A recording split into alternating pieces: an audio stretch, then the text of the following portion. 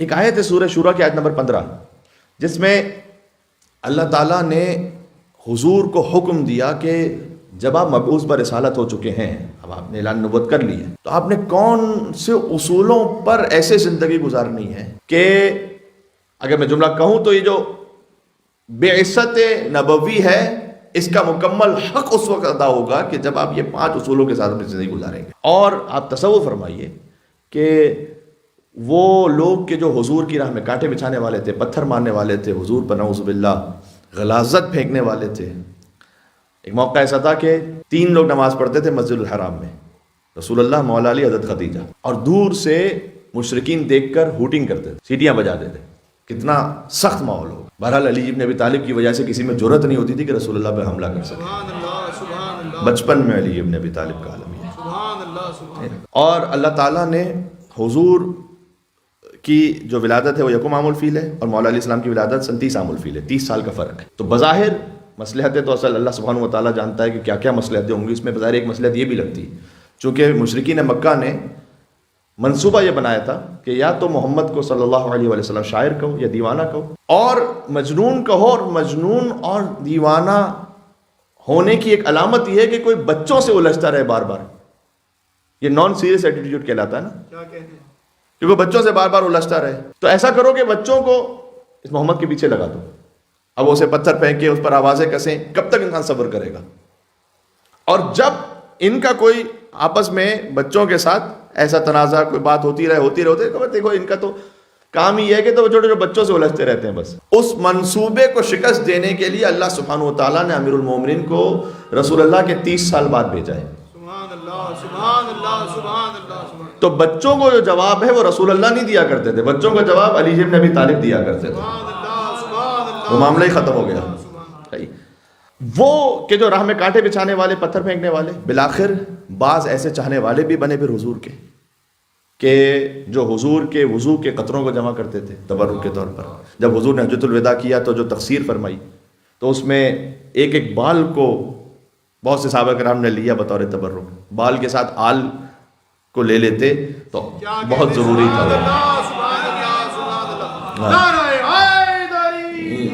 یا علی، لیکن یہ 23 سال کے عرصے میں اتنا بڑا فرق کیا ہے؟ رسول اللہ نے اللہ کے حکم کے مطابق ان 5 اصولوں پر عمل کیا ہے۔ 5 یہ اصول وہ ہیں کہ قابل ہے کہ واقعی کم از کم ایک مجلس تو پڑھی جائے ان 5 اصولوں پر، لیکن میں آپ کے سامنے فقط آیت کا ترجمہ پڑھ رہا ہوں۔ فَلِذَلِكَ فَادْعُ، یہ سورہ شورا کی آیت نمبر 15 ہے، آپ خود اسے جا کر اس کا ترجمہ دیکھیے گا۔ سب سے پہلے تو کہا کہ فَلِذَلِكَ فَادْعُ، آپ اے محمد پکاریے، دعوت دیجئے فقط اللہ سبحانہ و تعالیٰ کی خاطر، اللہ کی خاطر کام کیجئے۔ تو لازمی سی بات ہے ہم اور آپ کے لیے نصیحت ہو رہی ہے، اللہ کی خاطر کام۔ وَاسْتَقِمْ كَمَا أُمِرْتَ، اور آپ ایسے استقامت دکھلائیے جیسے کہ ہم نے آپ کو حکم دیا ہے۔ اللہ کی خاطر آپ دعوت دیں گے تو آسان نہیں ہے منزل، تو اس میں مصائب اور بلائیں بہت سی ہیں، کہ اللہ کی خاطر استقامت دکھائیے۔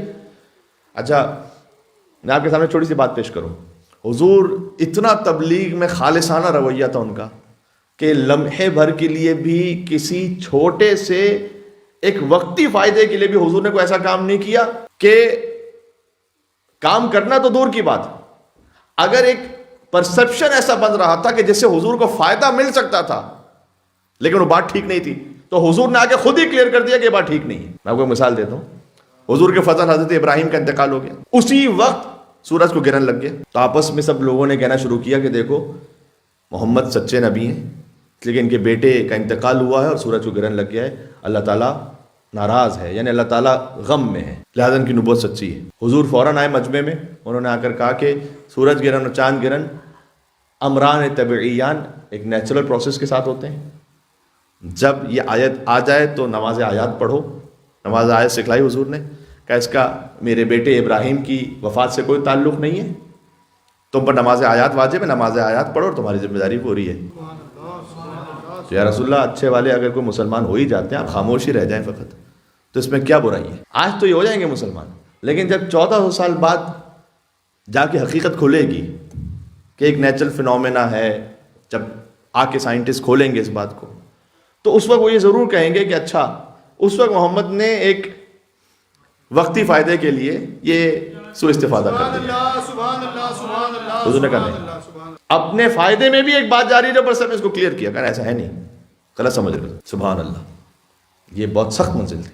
آج سن لینا آسان ہے، جب اس وقت جب راہ میں کانٹے بچھائے جا رہے ہوں، جب پتھر مارے جا رہے ہوں، جب کوئی بات تبلیغ کو قبول کرنے والا، اس وقت اتنا صادقانہ اپنے تبلیغ میں حضور کا بیہیویئر، یہ واقعی معجزہ ہے. فرمایا کہ استقامت دکھلاؤ.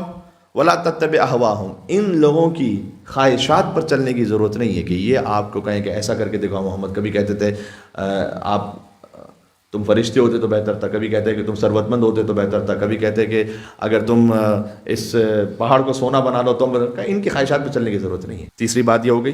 چوتھی بات، قل آمنت بما انزل اللہ من کتاب، میں تو عمل اسی پہ کروں گا جو اللہ نے مجھ پہ کتاب میں نازل کیا. پانچویں بات، وَأُمِرْتُ لِأَعْدِلَ بَيْنَكُمْ، میں آیا ہوں تم میں عدالت قائم کرنے کے، ظلم کو ختم کرنے کے. تو یہ وہ امور تھے کہ جن پر سرکار ختم مرتبت نے اس پابندی کے ساتھ عمل کیا. سبحان اللہ. اگرچہ کہ وقت ہو چکا ہے، میں ایک جملے میں ایک بات سناؤں آپ کو. جب حضور سخت ترین مشکل میں تھے نا مکہ میں، شیب ابی طالب میں 3 سال رہے، حضرت سیدہ کونین خاک پر سوتی تھی. حضور کے پاس کئی وقتوں کا کھانا نہیں ہوتا تھا، شکم پہ پتھر باندھتے تھے. فقط حج کے زمانے میں حضور شیب ابی طالب سے باہر آ سکتے تھے. حضرت ابو طالب علیہ السلام نے پناہ دی ہوئی تھی، اور تو کوئی پناہ دینے والا ہی نہیں تھا. تو حج کے زمانے میں باہر آتے تھے حضور اس شیب سے، یعنی اس غار سے، اس گھاٹی سے باہر آتے تھے اور آ کر تبلیغ فرماتے تھے. کیونکہ حج زمانہ جاہلیت میں بھی ہوتا تھا، تو حضور اس وقت باہر تشریف لے آتے تھے اور جو کوئی نظر آ گیا اسے تبلیغ فرماتے تھے. تو قبیلے بنی عامر سے ایک شخص آیا، اس نے آ کے کہا کہ میں نے سنا ہے کہ محمد آپ نے اپنے دین کا ایک اعلان کیا ہے اور آپ اس وقت پریشانی اور تکلیف میں ہیں، آپ کا سوشل بائیکاٹ ہوا ہے. میں آپ پر ایمان لے کر آتا ہوں، میں اپنے قبیلے کا سردار ہوں، میرا سارا قبیلہ آپ پر ایمان لے کر آئے گا. میں آپ کو 200 جنگجو دوں گا تلواروں کے ساتھ، یعنی گولڈ ہے اس وقت، یہ گولڈ، ایک تلوار بھی نہیں تھی اس وقت، ایک تلوار. 200 جنگجو دوں گا، تلواروں کے ساتھ دوں گا، جو آپ کی خاطر جنگ کریں گے. حضور کو محسوس ہوا کہ یہ اس کے عوض کچھ چاہتا ہے. حضور نے کہا تم مجھ سے کیا چاہتے ہو؟ کہا بس ایک بات ہے، آپ اناؤنسمنٹ کر دیں کہ آپ کے بعد آپ کا جانشین میں ہوں، میں سب کچھ کرنے کو تیار. حضور نے کہا نہیں، مجھے جانشین متعین کرنے کا اختیار خود سے ہے نہیں، جو اللہ جانشین متعین کرے گا وہ جانشین ہے. اللہ اکبر، اللہ اکبر. جو اللہ جانشین متعین کرے گا وہ ہے.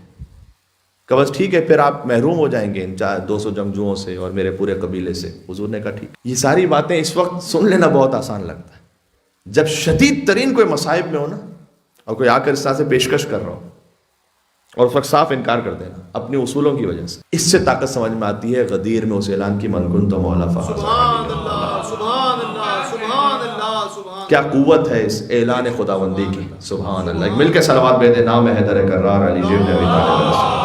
اللہم صلی علی محمد و آل محمد وعجل فرجہم.